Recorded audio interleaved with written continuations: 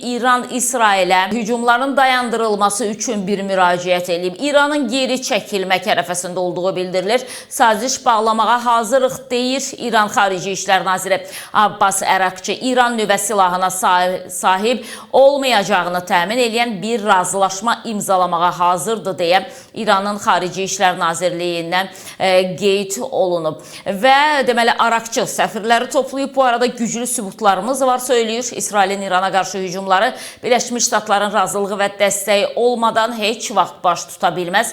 İranın Xarici İşlər Naziri Abbas Əraqçı ötən gün Tehranda xarici ölkə səfirləri, diplomatlar və beynəlxalq nümayəndələrlə görüşündə deyib, bizim İsrailin hücumlarını bölgədəki Amerika qüvvələrinin dəstəklədiyinə dair güclü dəlillərimiz var. Amerika qüvvələrinin rejimə necə kömək etdiyini yaxından izləyirik deyə İranın Xarici İşlər Naziri bildirib. Amma bizim sübutlarımızdan daha vacib olan Tehranın müsahibəsində dəstəyini açıq şəkildə ifadə edən və növbəti addımların olduğunu bildirən bəyanatlardır. Birləşmiş Ştatlar bu hücumlarda tərəfdaşdır və onun məsuliyyətini qəbul etməlidir. Sionist rejimin hücumlarına cavab olaraq Sionist rejim daxilində hədəflərə diqqət yetiririk. Biz istəmirik ki, müharibə başqa ölkələrə və regiona yayılsın. Diplomatiya ilə məşğul olduq, amma bizə aqressiya tətbiq olundu. Biz özümüzü müdafiə eləyirik. Bu qanunidir və təcavüzə cavabdır deyə İranın Xarici İşlər Naziri Abbas Əraqçı səfirləri və digər